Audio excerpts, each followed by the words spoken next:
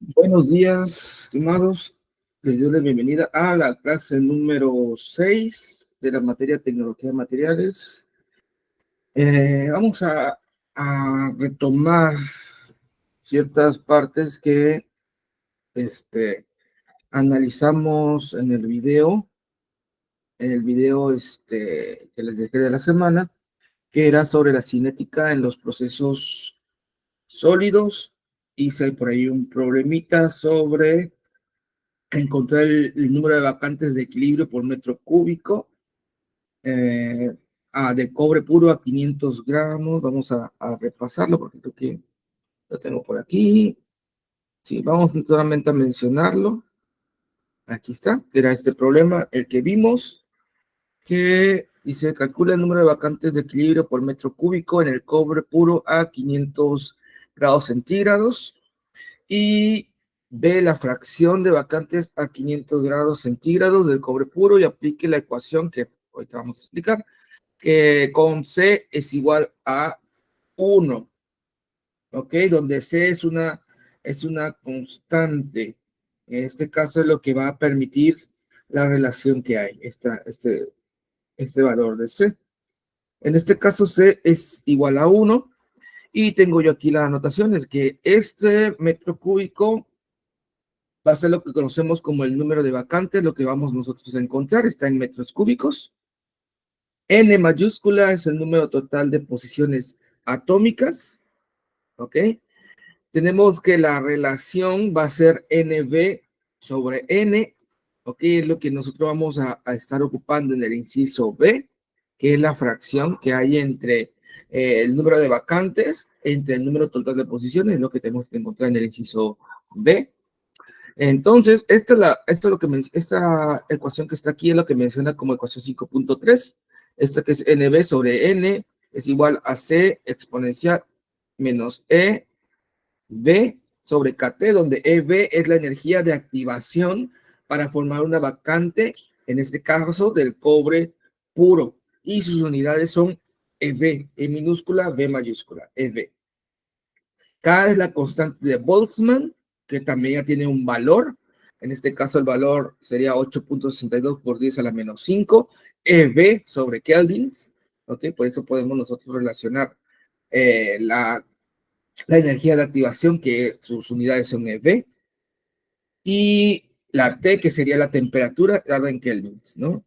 Por lo tanto, yo primero tenemos nosotros que encontrar el número de posiciones totales, total de posiciones.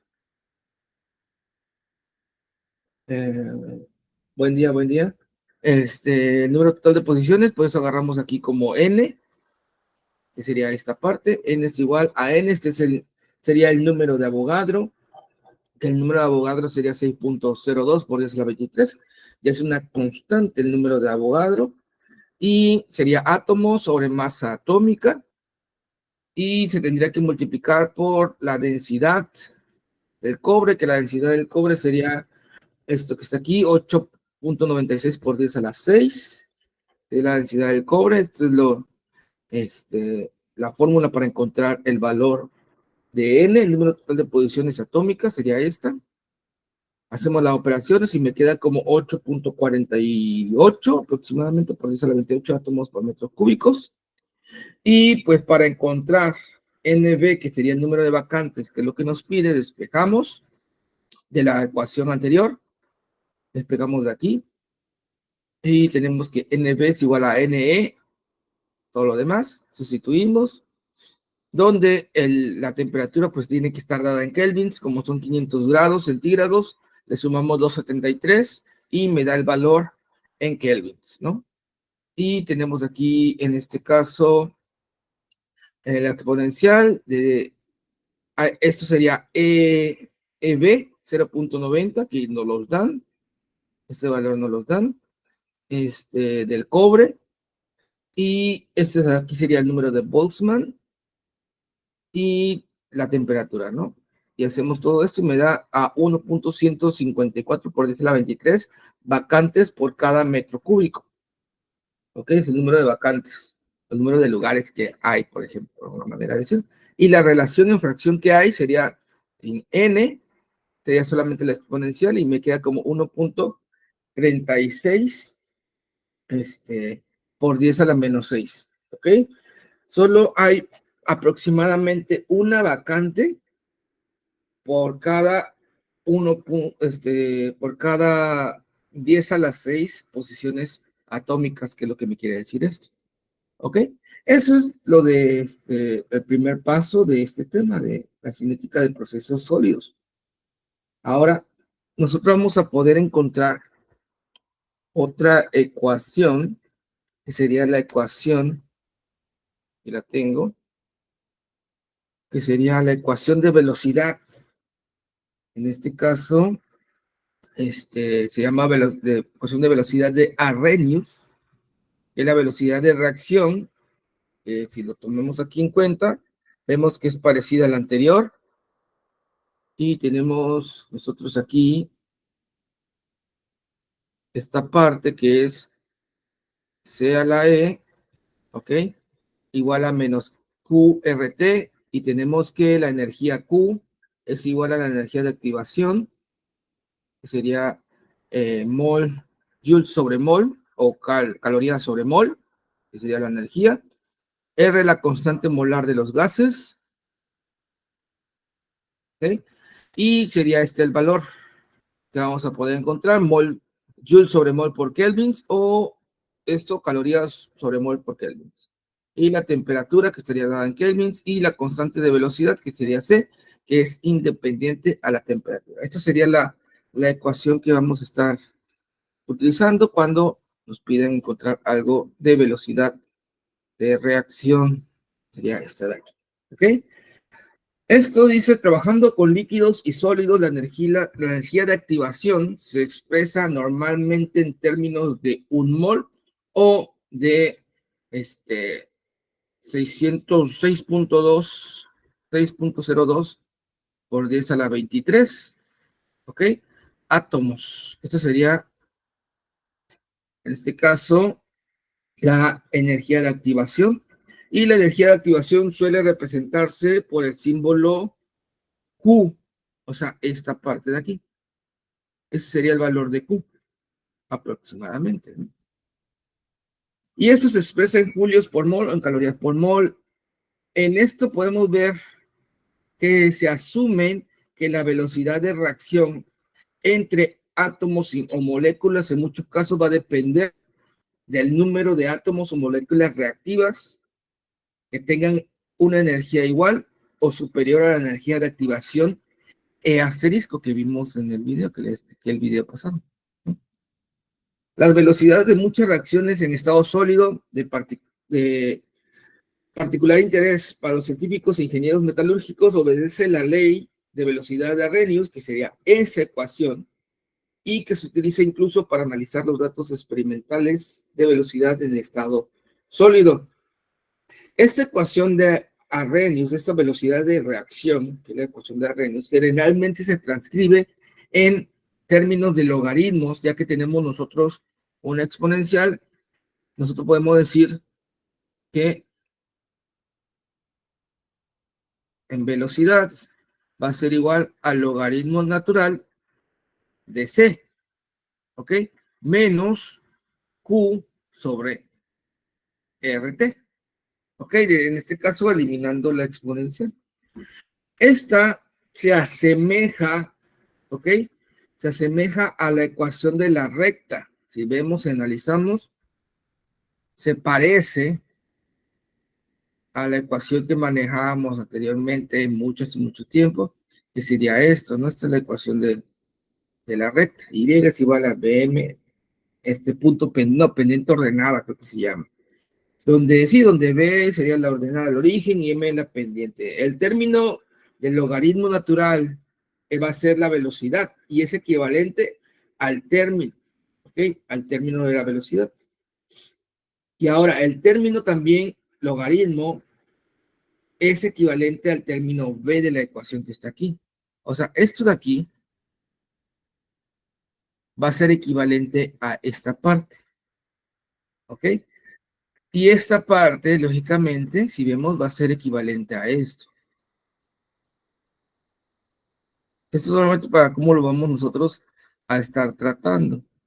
Esto es equivalente a B y esto es equivalente a MX, ¿no? Ahora bien, nosotros vamos a poder reescribir esta ecuación la vamos a poder reescribir como un logaritmo base 10.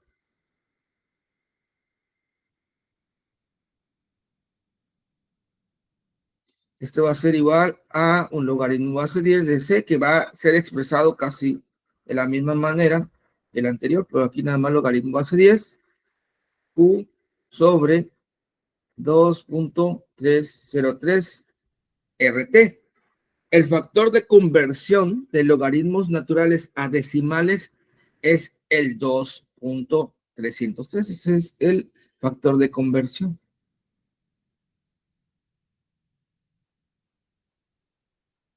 ¿Ok? De natural a decimal.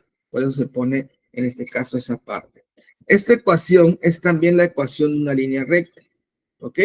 Como lo vimos nosotros, es parecida también a la pendiente ordenada que está en la parte superior. ¿Ok? Y tenemos por aquí una figura, permítanme un tantito.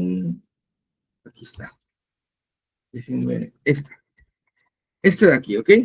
En esta figura se muestra una representación esquemática de la ecuación que estamos viendo, ¿no? El logaritmo de 10 más por la constante, ¿ok? Esta es la representación esquemática del logaritmo base de velocidad versus o contra 1/temperatura, donde las unidades va a ser Kelvin a la -1. ¿Ok? Más o menos voy a tener los puntos y va la línea recta, aunque los puntos realmente están alejados de la línea recta, se tiene que hacer una línea que pase lo más cercano posible a todos los puntos. En estadística esto lo vemos como una regresión lineal, por decirlo de una manera. Es parecido el método, ¿no? Es parecido, por eso se parece a la ecuación B más MX, que es igual a la regresión lineal, ¿no? Y así tenemos que encontrar una línea que esté casi tocando, casi lo más cercano posible a todos los puntos y no haya una diferencia tan grande entre la línea y el punto, el valor, la desviación media, ¿ok? De la desviación media sería cuánto se aleja el punto de la línea que estás trazando. ¿Ok? Así, si una gráfica experimental logaritmo como es esta es una línea recta, la energía de activación para el proceso se puede calcular a partir de la pendiente de la recta y se puede utilizar la ecuación de Arrhenius para estudiar el efecto de la temperatura en la difusión de los átomos y la conductividad térmica de los semiconductores, elementos que son elementos puros. ¿Ok? Entonces nosotros podemos encontrar con esta la pendiente y podemos encontrar entonces diferentes elementos o la velocidad utilizando esta ecuación, la velocidad de dispersión que va a haber de los átomos o de difusión. Ok, la difusión atómica en sólidos, que aquí el primer subtema es difusión en sólidos generales. La difusión es el mecanismo por el cual la materia se va a transportar a través eh, de la materia y los átomos en los gases, líquidos y sólidos están en constante movimiento y emigran después de un periodo. En este caso, en particular en los gases, el movimiento atómico es relativamente rápido y prueba de ello es la aparición inmediata de olores al cocinar o en partículas de humo cuando estamos hirviendo. Relativamente rápido es que se empieza a desprender, ¿no? Se empiezan a desprender parte de pequeñas moléculas de líquido, ¿no? Que luego pues, se desprenden como si fueran gases. Entonces el movimiento en esta parte es relativamente rápido.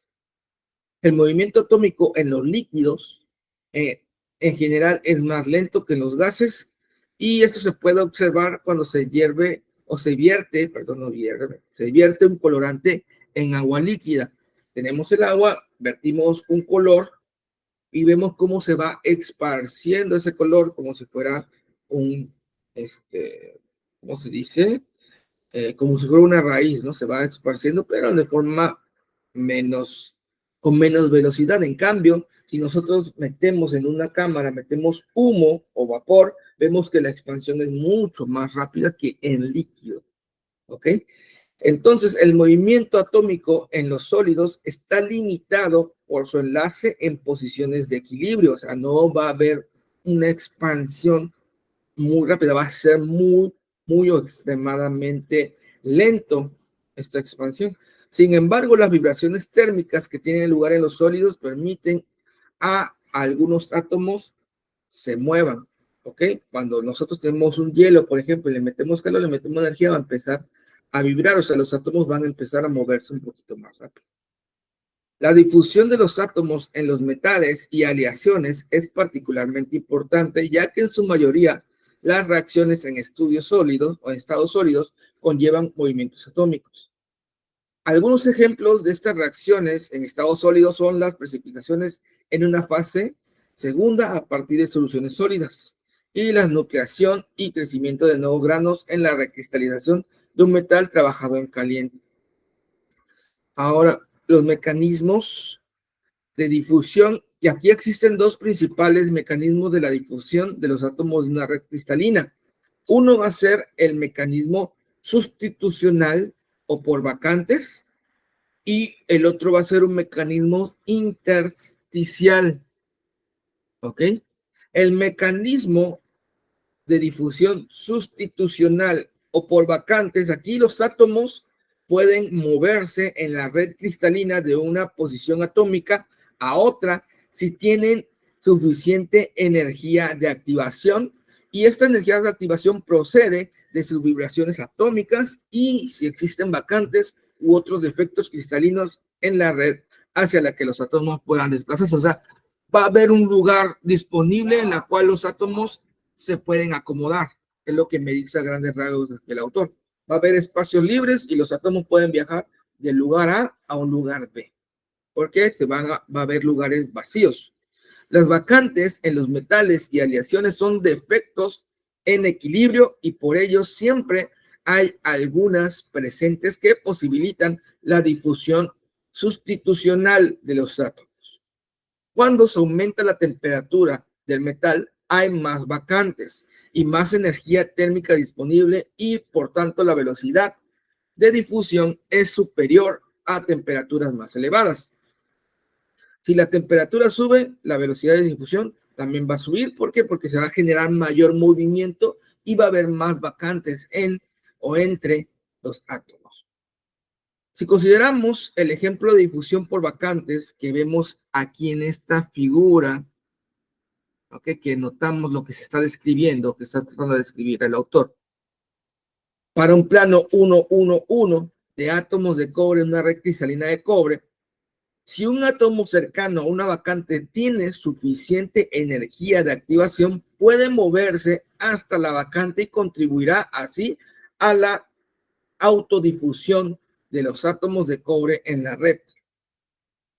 La energía de autodifusión es igual a la suma de la energía de activación para la formación de la energía vacante y la energía de activación para mover a la vacante. O sea, aquí tenemos nosotros y vemos que tenemos la gráfica, por ejemplo, pie de imagen dice energía de activación asociada al movimiento de los átomos en un metal. Inciso A, la difusión del átomo A.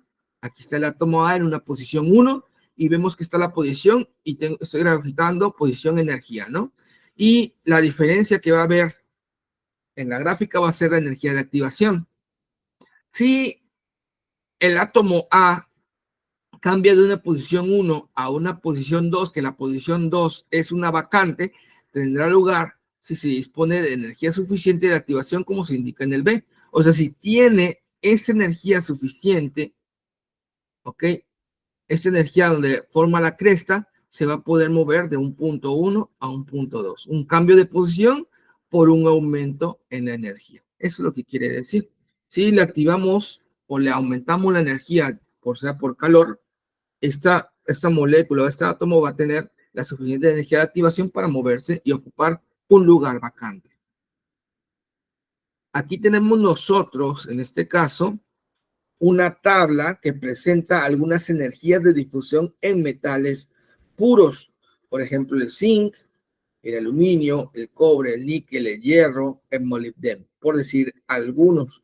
Y notamos que en general, al aumentar la temperatura de fusión del metal, como vemos en la segunda columna, aumentamos la temperatura de fusión de 419, 660, 1083 hasta 2600 en esta pequeña tabla. También aumenta la energía de activación. Vemos que va también a aumento, ¿ok? Van de la mano. Si el punto de fusión aumenta, la energía de activación también va a aumentar. Esta relación tiene lugar porque los metales de mayor temperatura de fusión tienen también elevadas energías de enlace entre sus átomos, o sea, los enlaces son más fuertes, entonces se necesita más energía para romper esos enlaces y que empiece el movimiento y empiece la fusión. Eso es lo que comenta el autor. Durante la autodifusión o difusión sustitucional, en estado sólido, los átomos deben romper sus enlaces iniciales con otros átomos y reemplazarlos por nuevos enlaces. Este proceso se facilita por la presencia de vacantes, por lo que puede tener lugar a menores energías de activación. ¿Ok? Como vemos en esta imagen. Y para que este proceso ocurra en las líneas de activación es necesario que haya solubilidad de un tipo de un átomo a otro. Así este proceso depende de las reglas de solubilidad de los sólidos. Debido a las diferencias en los enlaces químicos o la solubilidad de los enlaces sólidos y otros factores, los datos de difusión sustitucional deben obtenerse por medio experimentales y con el paso del tiempo estas medidas son cada vez más precisas y por ello estos datos pueden cambiar. Se va aumentando la tecnología, entonces las mediciones se pueden hacer con más precisión posible, aumentándole un grado más de precisión. Entonces estos valores que tenemos aquí en esta tabla van a cambiar poco, pero van a cambiar porque las medidas se van haciendo más precisas. ¿Ok? Uno de los mayores avances en las medidas de difusión tuvo lugar por allá de 1940, cuando se descubrió un efecto que se llama Kinkerdall. Este efecto, y si vemos aquí en esta imagen, vamos a hacer un poquito más grande, este efecto mostró que en un par de difusión binario, un par de difusión de dos partes, los marcadores en la intercara de difusión se desplazan ligeramente en dirección opuesta a la de las especies que se mueven rápidamente. ¿Ok? Aquí tenemos las dos caras, ¿no? Y vemos que la B es mayor que la de A. ¿Ok? La difusión del lado B es mayor que la difusión en el lado A. Por eso aquí dice el autor, los marcadores en la intercara de difusión se desplazan ligeramente en dirección opuesta a las especies que se mueven más rápidamente.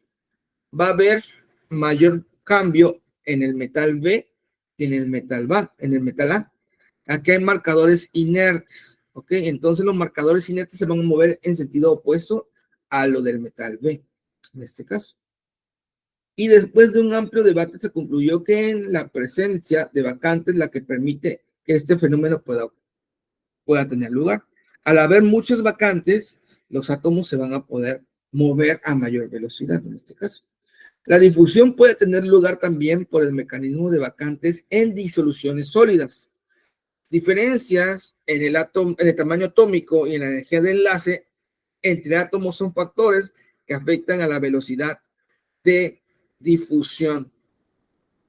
Y bueno, va a haber también algo, analizando el pie de página, dice, experimento que muestra el efecto Kinkerdall.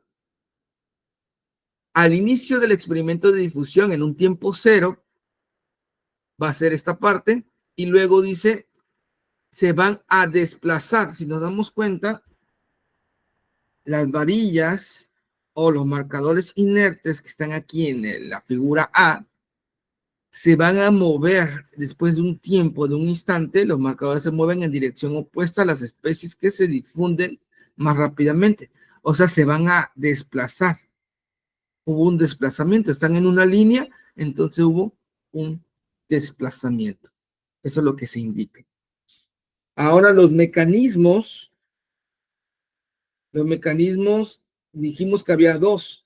Uno es un mecanismo que es sustitucional, ¿ok? Que es cambiar de posición. Y va a haber también un mecanismo de difusión intersticial.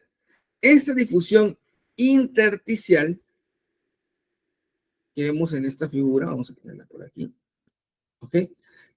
De intersticial, que es intersticial entre D, o sea, va a estar entre D los átomos. La difusión intersticial de los átomos en las redes cristalinas tiene lugar cuando los átomos se mueven de un sitio intersticial a otro.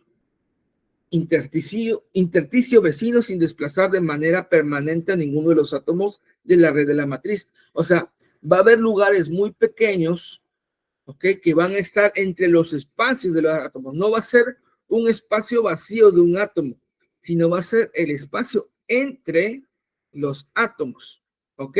Y hacia allá se va a poder desplazar un átomo intersticial sin afectar a su vecino, ¿ok?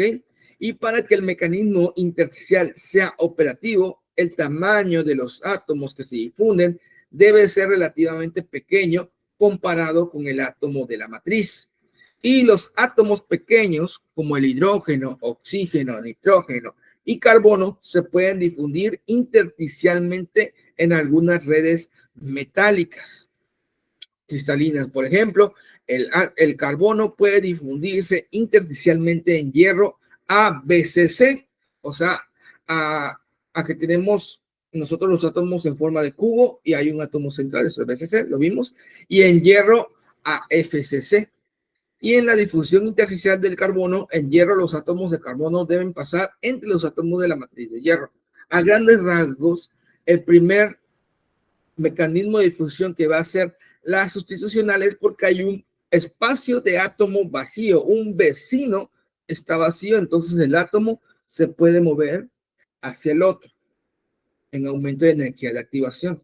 En la difusión intersticial es el espacio que queda entre las cadenas o entre las estructuras cristalinas, va a quedar un espacio y ahí se pueden mover los átomos intersticiales, como son el oxígeno, el nitrógeno y el carbono, por mencionar algunos, y se van a mover entre ellos, ¿no? Es porque ahí mencionan algunos, este material tiene oxígeno adentro, o sea, está cavitando, hay un hueco, es por esta presencia de esos átomos intersticiales. Ahora, la difusión atómica en sólidos, pero en estado estacionario, considerando la difusión de los átomos del soluto en la dirección X entre dos planos atómicos paralelos, ¿ok? Perpendiculares al papel, separados por una distancia X, y vamos a ver, aquí está la figura 5.6, como se muestra aquí. Vamos a hacer un poquito más grande. ¿Ok? Ese sería. Supongamos que después de un determinado periodo la concentración en el plano 1, que es C1, que sería aquí, la concentración aquí, y que en el plano 2 es C2, que está aquí en plano C2. Eso significa que con el tiempo no existen cambios en la concentración del átomo del soluto en esos planos. Vamos de nuevo. Supongamos que después de un determinado periodo la concentración en el 1 es C1 y la concentración en el 2 C2. Eso significa que con el tiempo no existe cambio en la concentración de átomos del soluto en estos planos. Si hubiera otra medida es porque la concentración cambió. Esas condiciones de difusión se conocen como condiciones en estado estacionario. Y ese tipo de difusión tiene lugar cuando un gas no reactivo se difunde a través de una lámina metálica. ¿Cuál es un gas no reactivo? Por ejemplo, el hidrógeno. El hidrógeno gas, cuando ese hidrógeno gas se difunde a través de una lámina de paladio, se alcanzan las condiciones del estado estacionario si el hidrógeno gaseoso se encuentra a presión elevada a un lado y a baja presión en otro. Si en el sistema de difusión que vemos aquí en esta figura, no existe interacción química entre los átomos del soluto y el disolvente, puesto que existe una diferencia de concentraciones en el plano 1 y en el plano 2, por eso la diferente altura. Si vemos el eje vertical, es la concentración de átomos que se difunden en un plano C, y la distancia X. Va a haber una diferencia, ¿no? Aquí, en este caso. El flujo de átomos de soluto y la distancia que va a haber entre ellas. Entonces dice que habrá un flujo neto de átomos desde la concentración superior a la inferior. El flujo va a ser de más arriba a lo que esté más abajo.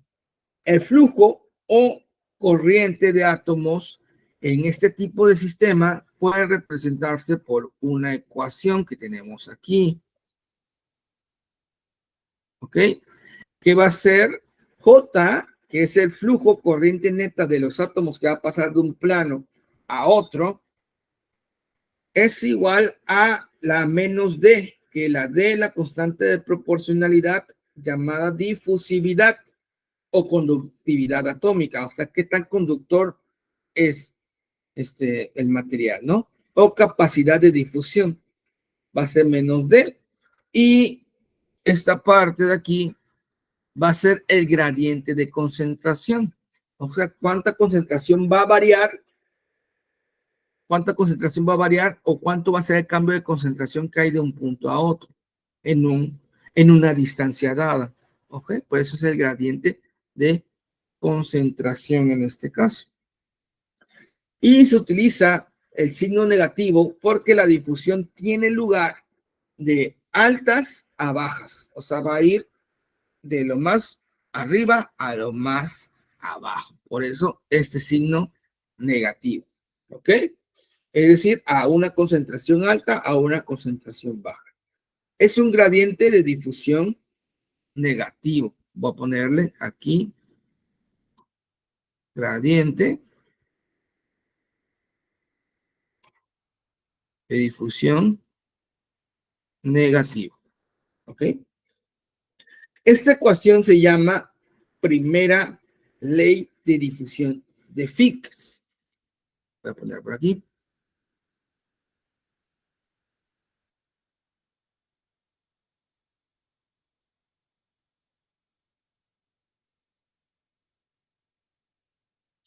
Primera ley de difusión de Fick, no de Fick.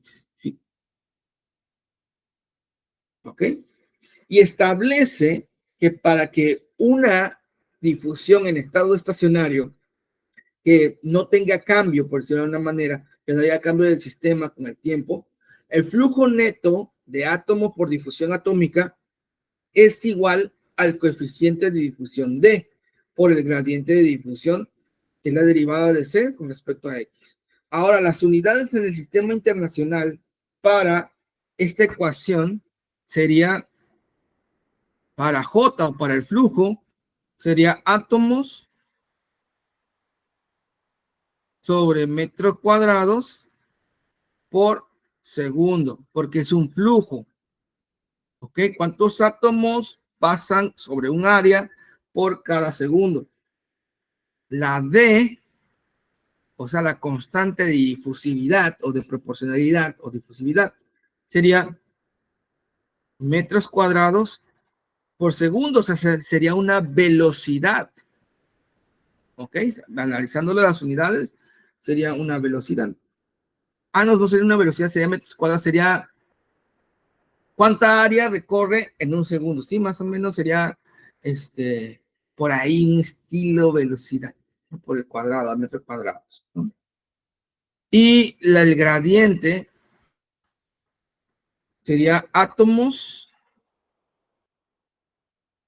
metro cúbico, o sea, cuántos átomos hay en un metro cúbico, en un volumen por cada metro. Estas son las unidades que vamos a poder encontrar. Ok, vamos a ver por aquí. Hay una tablita.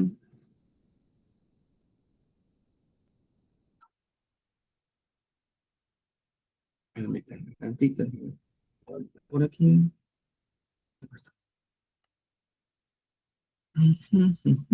No la copié. Permítanme tantito, déjenme copiar la tablita para analizar esto.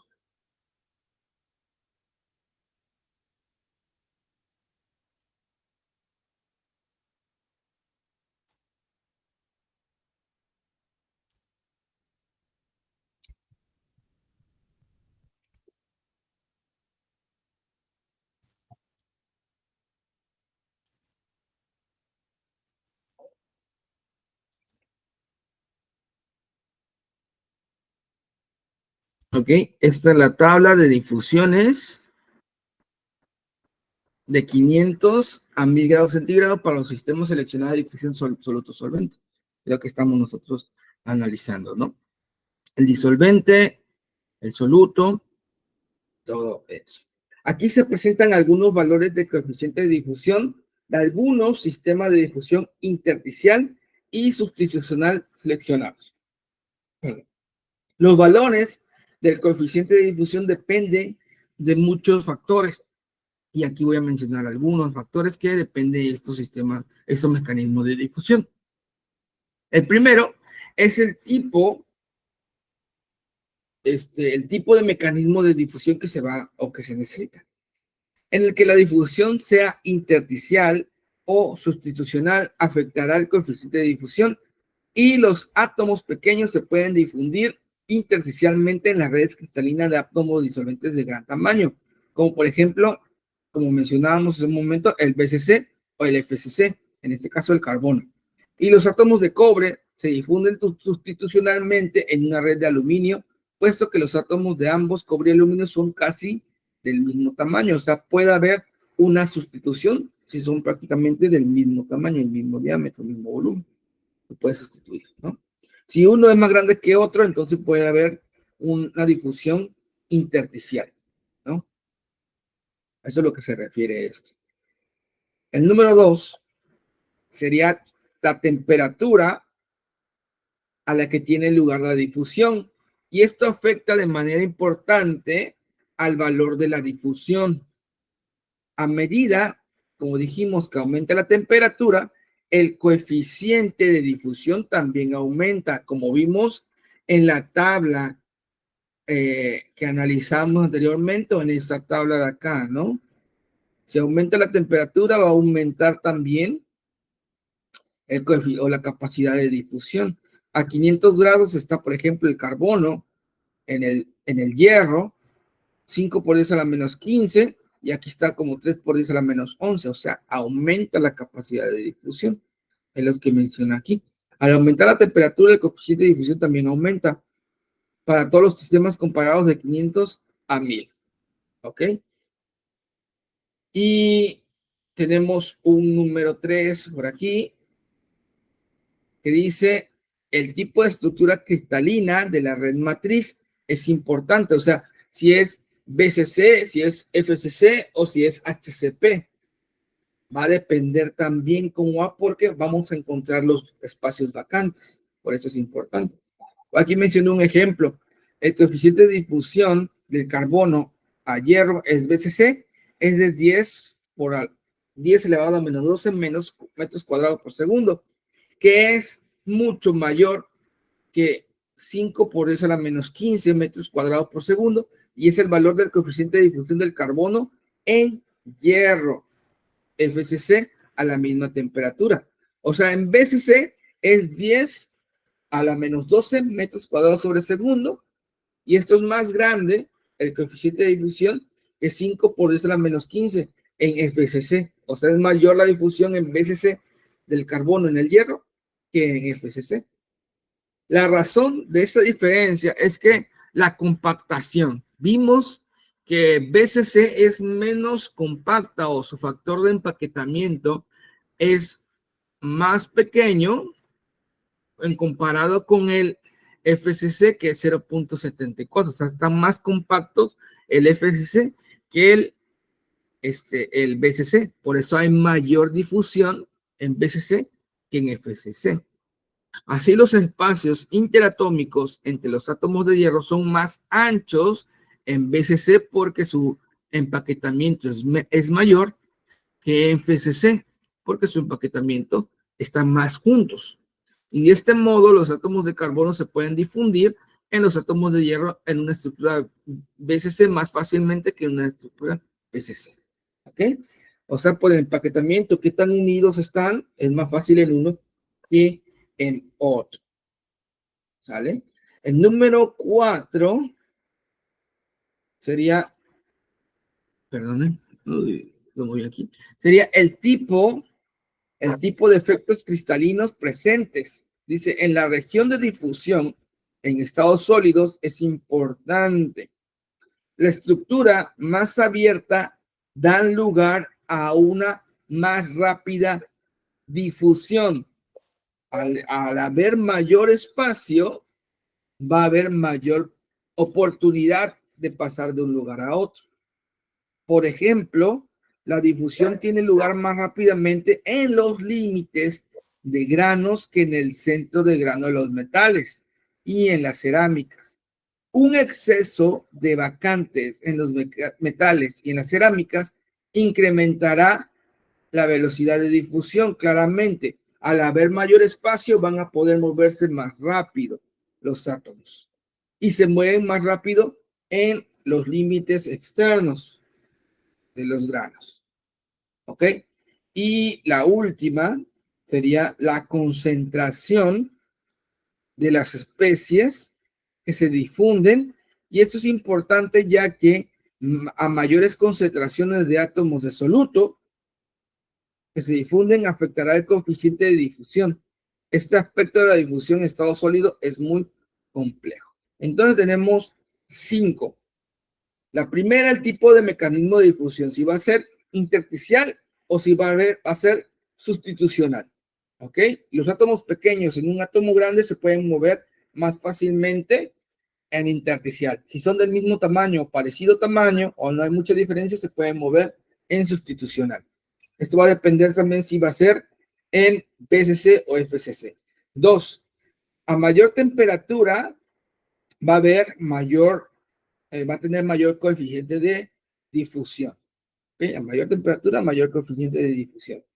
3. El tipo de estructura matriz, si es BCC o FCC, va a haber mayor coeficiente de difusión porque uno va a estar más compacto que otro o va a estar más empaquetado uno que otro.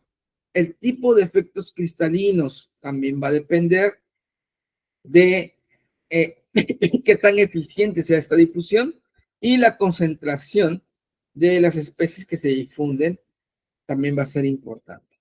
¿Ok? Vamos a tomarnos 5 minutitos y regresamos. ¿Ok? Vamos a tomar 5 minutitos y regresamos. Son 10:58. Ahorita regresamos por aquí.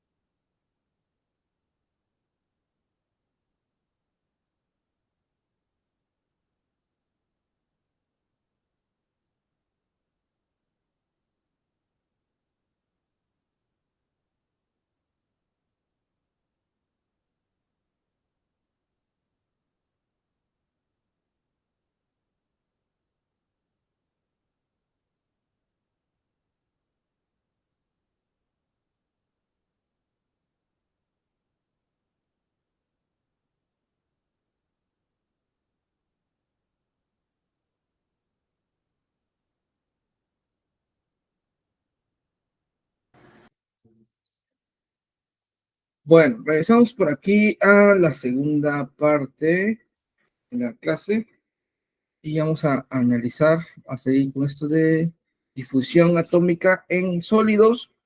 El siguiente, el anterior era en estado estacionario, en este va a ser en estado no estacionario. Dice, en materiales de ingeniería generalmente no se presentan el estado estacionario y en condiciones no cambian con el tiempo. En la mayoría de los casos, tiene lugar la difusión en estado no estacionario, en la cual la concentración del soluto varía con el tiempo de un átomo a otro del material. Por ejemplo, si se difunde el carbono en la superficie de un árbol de levas de acero para endurecerla, la concentración del carbono bajo la superficie cambiará de un punto a otro con el tiempo a medida que el proceso de difusión avance. Para los casos de difusión en estado no estacionario, en que el coeficiente de difusión es independiente al tiempo, la segunda ley de Fick aplica a la difusión y va a ser la siguiente. Nosotros ya vimos la primera ley de Fick, que es para estado estacionario, que sería este de aquí, ¿sale? Sería esta fórmula. La segunda ley de Fick, que sería, la voy a anotar por aquí, sería el gradiente de difusión, pero ahora con respecto al tiempo, ya no a una distancia, va a ser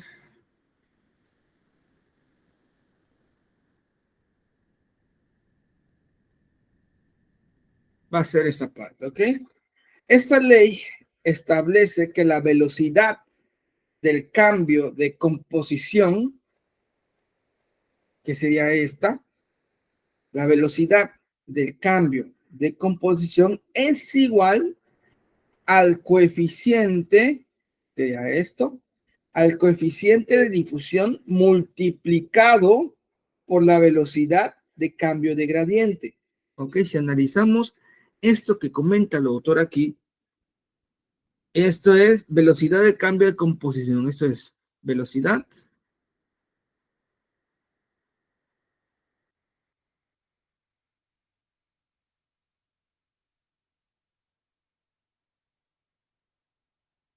velocidad de cambio de composición, ¿ok? Y es igual al coeficiente de difusión. Este sería el coeficiente de difusión.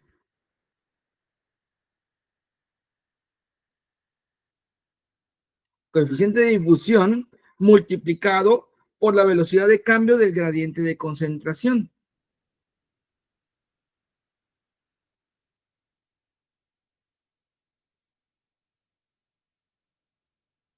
Gradiente de concentración. Se parece nada más que esta es con respecto al tiempo, la que está en este lado izquierdo con respecto al tiempo es con respecto a la velocidad. Entonces, una velocidad de cambio de composición con respecto a un tiempo y la otra es el gradiente de concentración, o sea, cómo cambia la concentración dependiendo de la distancia. ¿Ok? Sin embargo, una solución particular de esta ecuación para un gas se difunde en un sólido es de gran importancia en algunos procesos de difusión en ingeniería y se utilizará para resolver algunos problemas si nos encontramos por ahí. ¿Ok? Ahora bien, esta es una forma, ¿ok? Considerando el caso de un gas A difundiéndose en un sólido B, ¿ok? Como está aquí en esta imagen, un gas A difundiéndose en un sólido B, a medida que aumenta el tiempo de difusión, la concentración de átomos del soluto en cualquier punto del sólido en la dirección X, vemos que la dirección X está en el eje X, también va a aumentar. ¿Ok? ¿Cómo se indica para los tiempos T1 que tenemos nosotros aquí? ¿Ok? Inicialmente dice en tiempo cero, está aquí, en una concentración cero. Pasa un tiempo 1, entonces tenemos nosotros aquí en un tiempo 1 y en un tiempo 2 aquí. ¿Ok? Ahora, si el coeficiente de difusión del gas A en el sólido B es independiente a la posición, o sea, la posición en la que se encuentre, entonces la solución a la segunda ley de Fick, o sea, la solución a esta ecuación sería esto que está aquí. ¿Ok? Sería esa de ahí. La solución a la segunda ley de Fick, donde CS sería la concentración superficial. Aquí encontramos CS y aquí encontramos CS. Concentración superficial del elemento del gas que difunde en la superficie. CO sería la concentración inicial del elemento en el sólido. CX sería la concentración del elemento a la distancia X de la superficie en el tiempo. X sería la distancia desde la superficie. D sería el coeficiente de difusión del soluto que se difunde. T sería el tiempo. Y ERF es una función matemática llamada función del error. O sea, que tanta diferencia va a haber, ese es el error, ¿no? De lo teórico a lo real, ese es un error, ¿no? Ese es el ERF. Entonces nosotros vamos a tener esta ecuación para ir resolviendo problemas y vamos a obtener una tabla de la función del error, ¿ok? Una tabla de la función del error, el de ERF. La función del error ERF es la función matemática que existe por definición y se utiliza en algunas soluciones de la segunda ley de Fick. La función del error puede encontrarse en tablas estándar de la misma forma que los senos y los cosenos. ¿Ok? Aquí hay algunos, no son todos, hay algunos. En los libros de esto de materiales vienen tablas más extensas o lo pueden encontrar ustedes en Google, tablas más extensas de esto. ¿Ok? Donde tenemos un valor Z y tenemos el error de Z. ¿Ok? La diferencia que hay. ¿Ok? Ese es el error, la función del error. ¿Ok? Esta tabla nos va a servir más adelante. Ahora, las aplicaciones industriales de los procesos de difusión. Muchos procesos de manufactura industrial utilizan la difusión en estado sólido. Nosotros vamos a ver dos procesos de difusión. Uno va a ser el endurecimiento superficial del acero por carburación con gas y la segunda va a ser la introducción de impurezas en obleas de monocristales de silicio para fabricar circuitos electrónicos integrados. La primera, que es el endurecimiento superficial del acero por carburación, carburización, perdón, no carburación, carburización, sí, doble acento, carburización con gas. Muchos componentes que se fabrican en acero y que serán sometidos a rotación o deslizamiento, tales como son engranes y ejes, deben tener una superficie dura que resista el desgaste y un núcleo interno tenaz para resistir la fractura que pueda haber al momento de tener contacto un metal con otro. ¿Ok? Por ejemplo, los engranes que debe estar endurecido para tener la suficiente fuerza para resistir el contacto y para que el núcleo no se cuarte, no tenga una fractura. En la fabricación de componentes de acero de carburación, normalmente el componente se maquina primero en condiciones de fácil maquinado y luego la capa más externa se endurece por algún tratamiento como carburización con gas, o sea, se le aplica carbono, básicamente, ¿no? Los aceros carburizados son de bajo contenido de carbono y contiene entre 0.10 y 0.25 de carbono. Sin embargo, el contenido de elementos de aleación en los aceros carburizados puede variar considerablemente y según la aplicación en la cual va a ser aplicados o utilizados. Ok, aquí tengo yo algunos ejemplos o componentes típicos de acero carburizado con gas. Ahí vemos que tenemos engranes de diferentes tipos, ¿no? Parte 1, parte 2 son diferentes estilos de engrane con de diferentes tamaños, ¿no?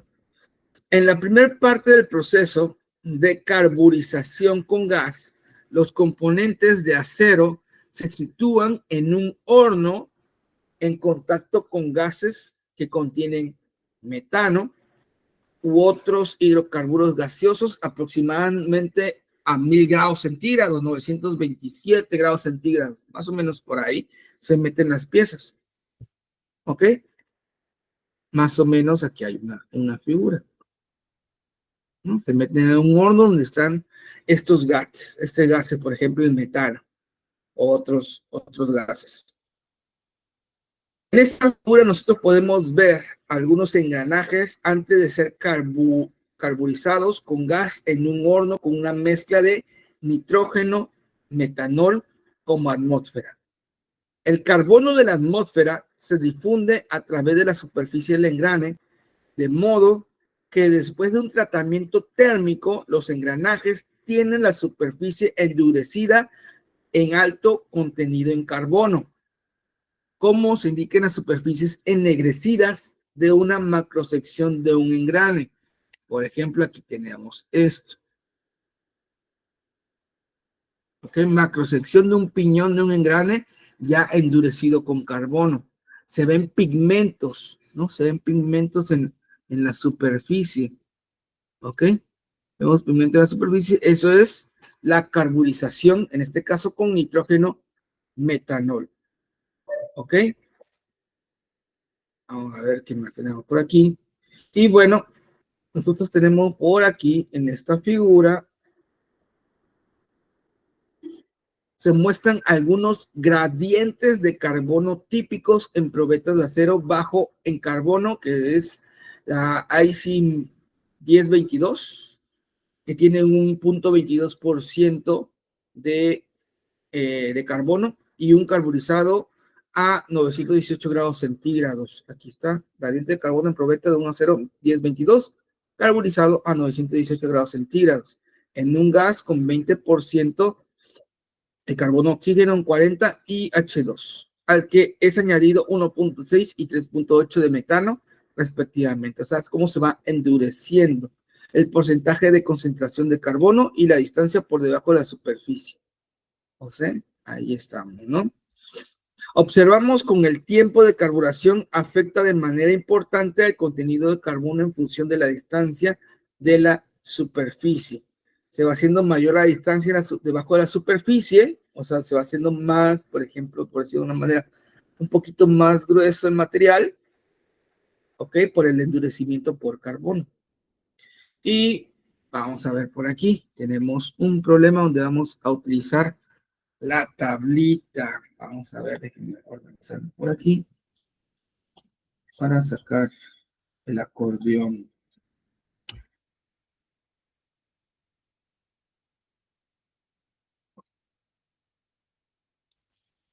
Ok, vamos a llevarnos este elemento para acá. Me llevo este para acá.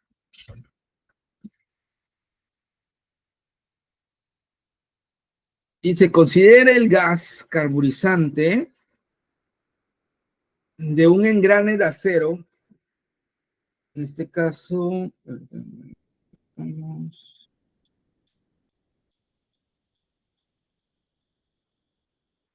Okay. Considera el gas carburizante de un engrane de acero de 1020 a 927 grados centígrados o 1700 grados Fahrenheit. Voy a calcular el tiempo en minutos necesarios. Ok, voy a ponerle por aquí el tiempo en minutos necesarios para incrementar el contenido de carbono a 0.40% a 0.5 milímetros debajo de la superficie.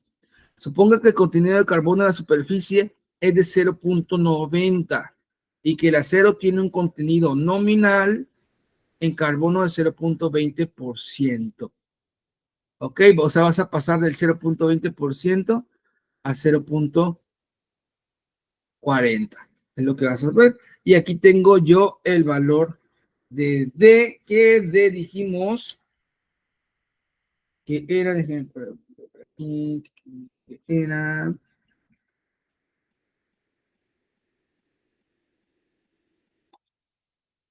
ujú, ujú,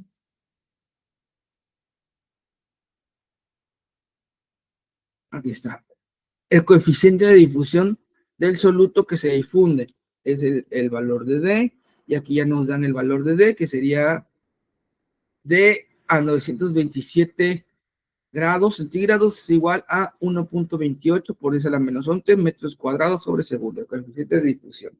Voy a ponerlo por aquí.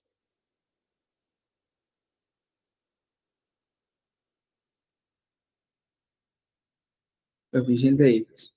Bueno, ya tengo esto. Bueno, vamos a realizar mi ecuación. Dijimos que la ecuación aquí va a ser CS, CX sobre CS menos CO, la función error, X, tenemos 2 de dt. Esta es una raíz cuadrada. ¿Ok? Vamos a encontrar qué valores tenemos o qué datos tenemos. CS. CS sería esta parte de aquí. Dijimos, si nos vamos a la fórmula, CS sería la concentración superficial del elemento del gas que se difunde en la superficie. El contenido de carbono en la superficie 0.90. Entonces CS sería 0.90%. C0 es la concentración inicial, si no me equivoco, ¿sí? Concentración inicial uniforme del elemento en el sólido. La concentración inicial sería del 0.20%. ¿Ok? Lo que quiero encontrar sería CX, ¿vale? Que sería, en este caso, la concentración del elemento a la distancia X de la superficie en el tiempo. Lo que yo quiero encontrar. Tengo una distancia X que sería de 0.50 milímetros. Vamos a ponerlo por aquí. 50 milímetros, que es lo mismo que 5 por 10 a la menos 4 metros. Tengo un tiempo. Uh-huh, uh-huh, vamos a ver por aquí.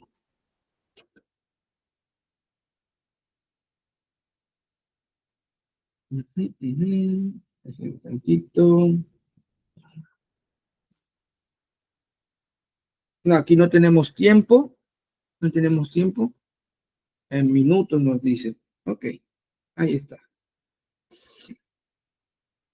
¿Qué más tenemos? ¿Qué más tenemos? Aquí, listo. Vamos a poder nosotros ya empezar a realizar. CX sí lo tenemos, perdón, CX sería esto, 0.40.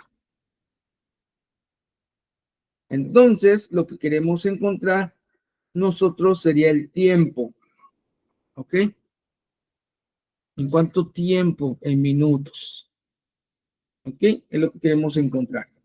Vamos a agarrar la ecuación, está aquí, y vamos a empezar a llenarlo con los elementos necesarios que ya tenemos ahí escritos, ¿ok? Sería, eso sería 0.9 menos 0.4 sobre 0.9 menos 0.2. Esto es igual, función error, y sería X, 5 por 10 a la menos 4, sobre 2, el coeficiente sería 1.28,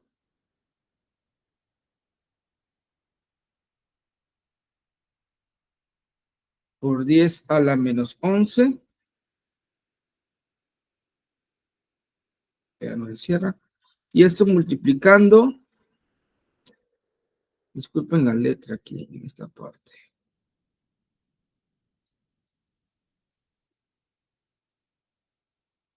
Un punto 28 por 10 a la menos 11, que multiplica al tiempo, el cual yo no tengo. Sería eso, ¿no? Hacemos la operación.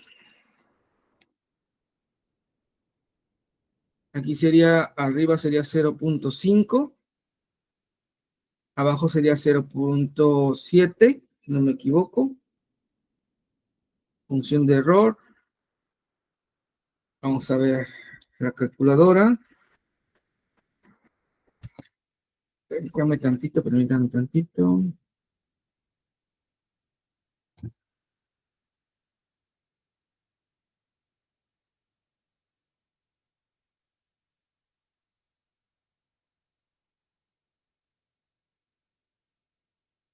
Ok, hacemos todo esto. Ok, nosotros nos acordamos que tenemos que encontrar el tiempo.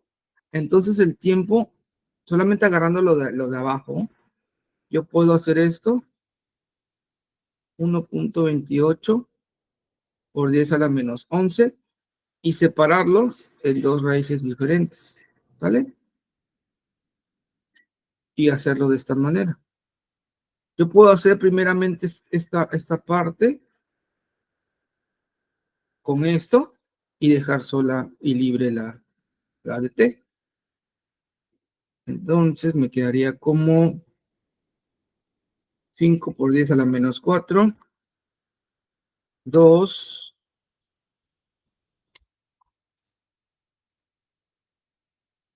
1.28 por 10 a la menos 11, sería 69.87, ¿sí? 69.87, y tenemos raíz de t, ¿no? Ahí tenemos, ¿no? Hacemos nosotros esta parte, 0.5 entre 0.7, me queda igual a 0.7142. 42 igual a ERF punto 87 todo de raíz de t. ¿Sale? Por lo que vamos a analizar aquí algo interesante. ¿Sale? Nosotros vamos a analizar que esta parte de aquí, ¿ok? Que nos acordamos que esto es RF de Z. Esto de aquí lo vamos a conocer como Z. ¿Sale? Todo esto.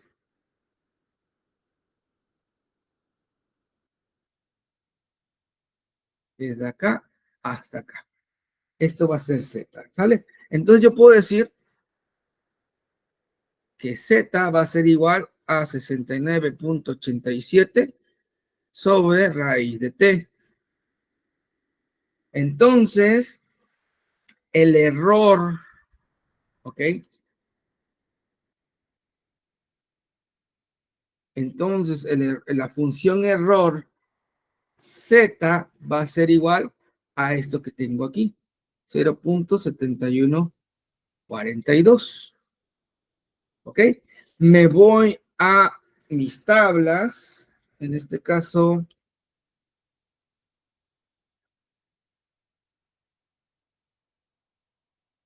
aquí en la tablita, ahorita vemos dónde encontramos esta. ¿Ok? Voy a buscar un valor intermedio de ERF, ¿ok?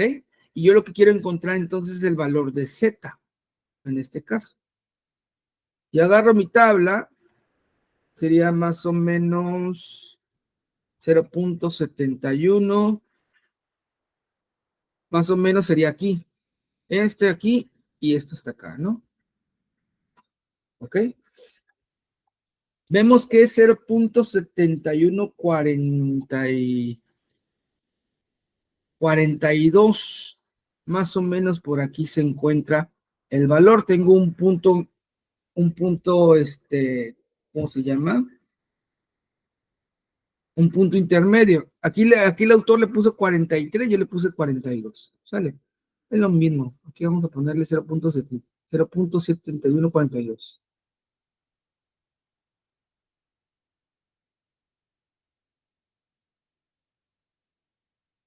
Ponerle 42. Sale para que dé esto. Entonces, si me voy ahí, yo aquí tengo que es entre estos dos, 0.75 y 0.80. Agarro estos dos, entonces, ¿vale? Que son estos dos de aquí. 0.75 y 0.80. En medio de esos dos, ahí está la Z que yo quiero encontrar. Ahora vamos a interpolar para encontrar el valor intermedio,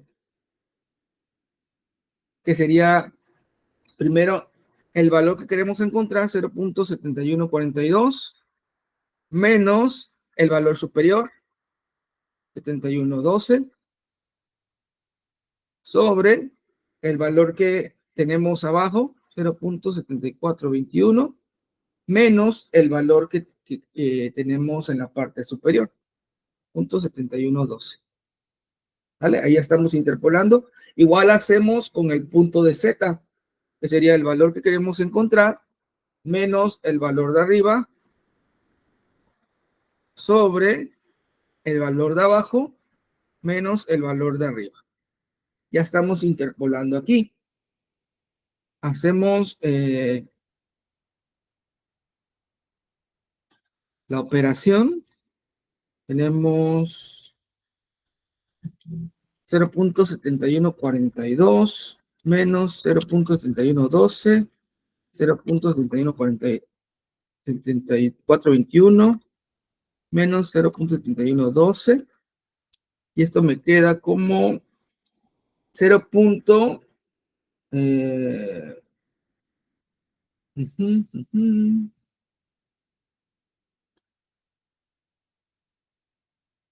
-huh, uh -huh. Ahí está. Sería 0.097 aproximadamente. 0.9708. 0.09708. ¿Qué haría esto? Corríjanme si me llego a equivocar por ahí, por favor.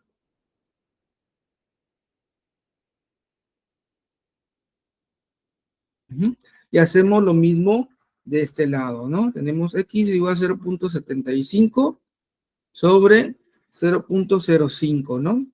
Por lo tanto, si despejamos x, sería 0.09708 por 0.05 más 0.75 aproximadamente, y me quedaría como 0.09708 por 0.05 más 0.75. Sería 0.7548.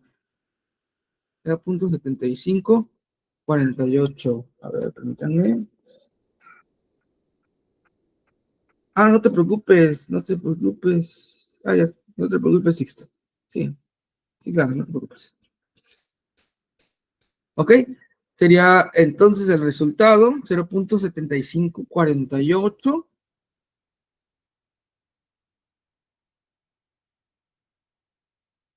Ese sería el valor que encontramos de Z, este valor intermedio, interpolando. ¿Sale? Ya que tenemos esto, nosotros ya sabemos que Z va a ser igual a 69.87 entre raíz de T. Entonces agarramos aquí y decimos 0.7548 va a ser igual a 69.37 no, 87, perdón, ahí está, sobre raíz de t, ¿ok? Entonces decimos que raíz de t va a ser igual a 69.87, 0.7548, y resolvemos esto, sería 69.87 entre 0.7548, sería 92.56 aproximadamente, 92.56 aprox. Entonces nosotros esto lo elevamos al cuadrado y sería,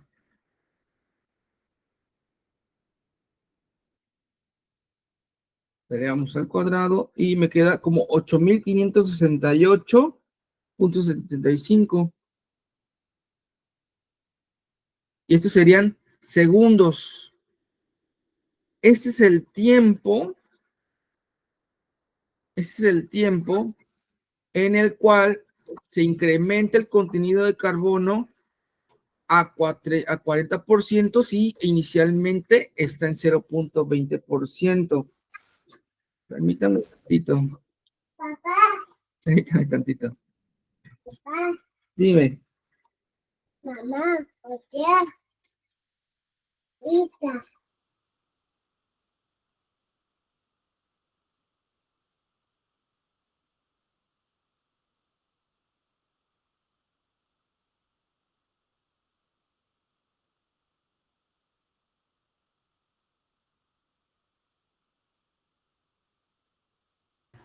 La disculpa. Es sábado en familia. La disculpa.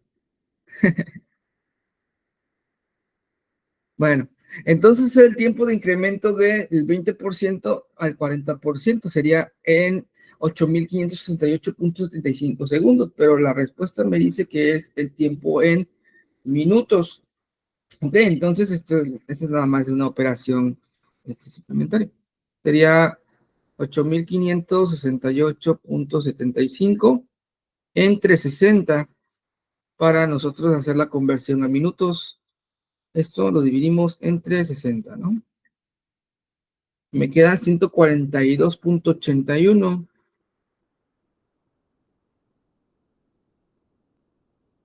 O sea, aproximadamente lo redondeamos a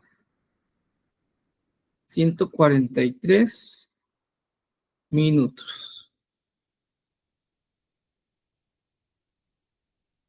Esa sería en este caso, mi respuesta. En 143 minutos, con estas condiciones, o sea, en 2 horas 23 minutos aproximadamente, incrementa el contenido de carbono cuando está el material, el engrane de acero, está con un gas carburizante a 927 grados centígrados. Lo tienes que dejar ahí 2 horas 20 minutos, 23 minutos, para que se haga una capa de 0.50 milímetros debajo de la superficie, para que se endurezca esa cantidad de distancia. ¿Ok? Si yo empecé 0.20 y se incrementa 0.40. ¿Vale? Y en el aire, en la superficie, es 0.90. ¿Ok? Ese sería el ejemplo que está aquí. Y ahora, en este caso, creo que cambia por aquí. Sí, cambia por aquí. Hay otro ejemplo. Aquí está. Es parecido. El segundo ejemplo es parecido. Dice, considere el gas carburizante es el mismo en la misma pieza, bueno, en una pieza del mismo material, a la misma temperatura, como el problema anterior. Calcule ahora el contenido de carbono a la misma distancia por debajo de la superficie de la pieza durante el periodo de carburación, pero ahora 5 horas. Debe tener un mayor índice, ¿no? Una mayor cantidad de carbono en 5 horas. y tenga en cuenta que el carbono contenido en la superficie es 0.90 y que la pieza, su contenido nominal es 0.20%. Entonces, aquí sí lo que tenemos que encontrar sería el valor de ese X. Aquí sí es CX lo que queremos encontrar. Tenemos el mismo coeficiente de difusión a 927 grados centígrados, que sería de 1.28 por 10 a la menos 11 metros cuadrados sobre segundos. Tenemos nosotros también el contenido en la superficie, que sería 0.90%. Tenemos la inicial, que sería 0.20%. La CX es la que yo necesito encontrar, cuánto creció, cuánto contenido de carbono creció.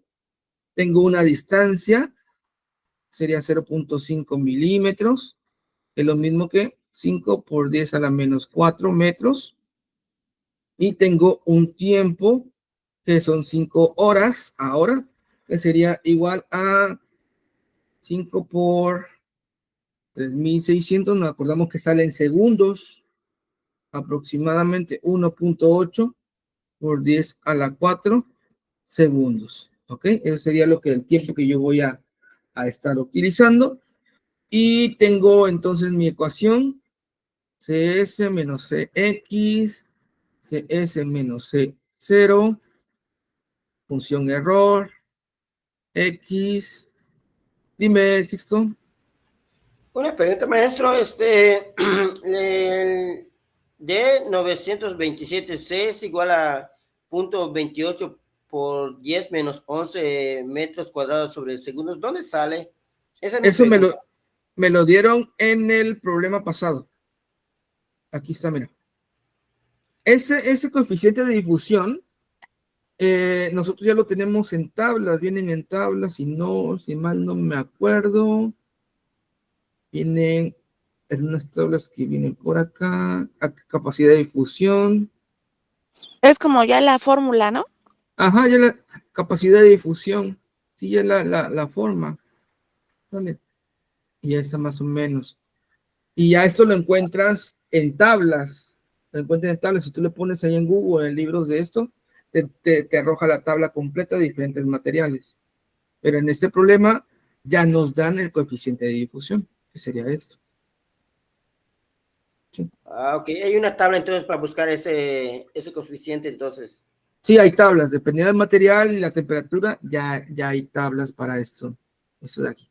Si no te lo dan Ok, claramente, gracias, maestro. lo tendrías que buscar. Sí, no te preocupes. Ok, tenemos eso de ahí. Entonces, pues solamente tenemos que encontrar, ¿qué vamos a encontrar? Vamos a encontrar esta parte, ¿no? Eso debemos nosotros buscar. Tenemos 0.9 menos CX sobre 0.9 menos 0.2. Esto va a ser igual a la función error, que va a ser 5 por 10 a la menos 4, 2, 1.28 por 10 a la menos 11, por el tiempo que es 1.8 por 10 a la menos 4, no a las 4, perdón, no a la menos 4. A la 4, ahí lo tenemos, ¿ok? Resolvemos esto, sería 0.9 menos CX, 0.7, resolvemos esto, vamos a meterlo en la calculadora así como está, todo completo, 5 por 10 a la menos 4, 2, esto todo a raíz cuadrada, disculpen las líneas, todo aquí, hasta acá, tenemos que serían raíz 1.28 por 10 a la menos 11, tenemos acá 1.8 por 10 a la 4, cerramos y cerramos acá. Uh-huh, uh-huh.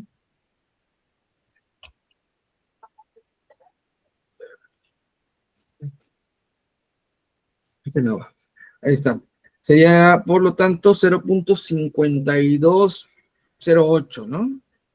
0.5208. Igual que el anterior, esto lo vamos a considerar como el valor de Z para este propósito. Tenemos nosotros que encontrar ahora en el valor de ERF, en mi tabla de ERF, que están aquí, tengo yo que encontrar un valor aproximado de 0.522, no, 5208. Vamos a ver en dónde queda.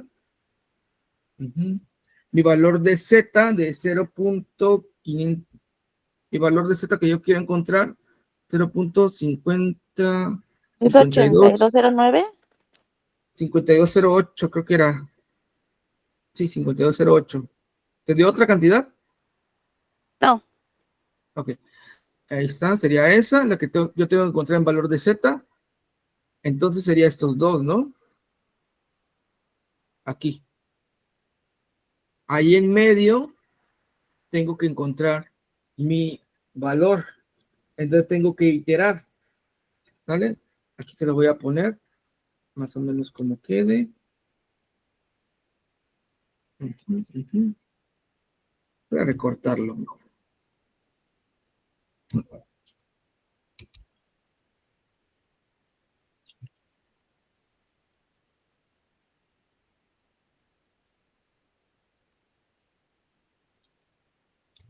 Ok, aquí el autor le puso, lo redondeó.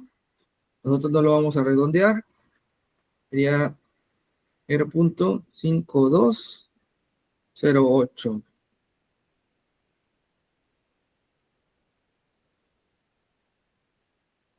¿No? Y queremos encontrar esa parte. Hacemos la misma iteración. Valor que tenemos, 5208, menos el superior, 0.5, sobre el inferior, 0.55, menos el superior. Y aquí tenemos X menos el superior sobre el inferior menos el superior.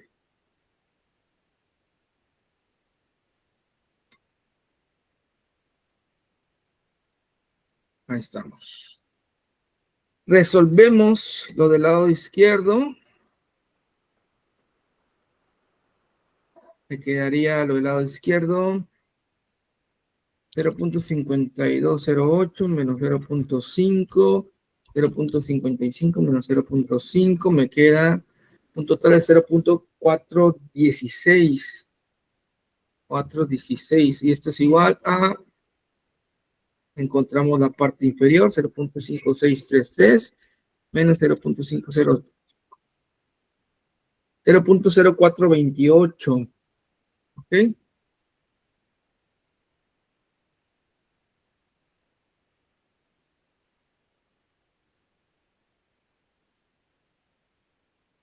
Cero cuatro veintiocho. Ahí está. Entonces, para encontrar el valor de X, pues ya aquí sabemos. Sería X igual a 0.416, 0.0428, más 0.5205, más o menos por ahí. Y me quedaría entonces 0.416 más 0.5205, 0.5383, 0.5383. ¿Ok? Ese sería el valor de Z. Entonces, el valor que iría aquí, el valor de error de Z. ¿Vale? Por lo que ya sabemos que 0.9 menos CX entre 0.70 debe ser igual a ERF bueno, ya ERF ya lo encontré, disculpen, que sería esto, 0.5383.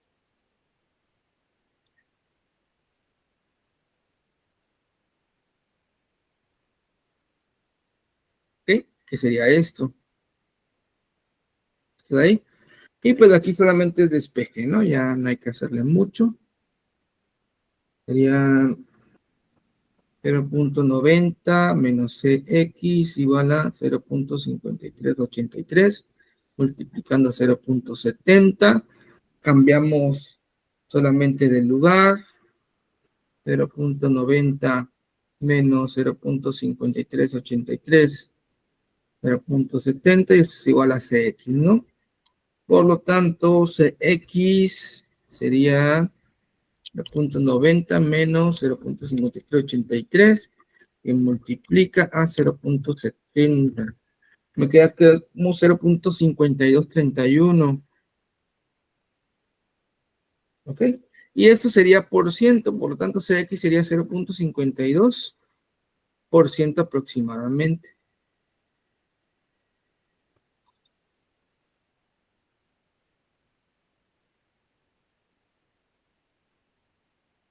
Esto de aquí sería la respuesta a el contenido de carbono a 0.50 milímetros debajo de la superficie con una carburación de 5 horas, 0.52. ¿Ok? En 2 horas y 20, pues 0.40, entonces en el doble de tiempo solamente creció 12% más de endurecimiento por carbono. ¿Ok? Bueno, hasta aquí vamos a llegar el día de hoy. ¿Alguna duda, alguna pregunta? Todo va a quedar ahí, las tablas, todo eso va a quedar ahí, para consulta y todo eso. Y bueno, ¿alguna pregunta, alguna duda, chicos? ¿Todo bien? ¿Todo bien, profe? Perfecto. Dime, Sixto, dime.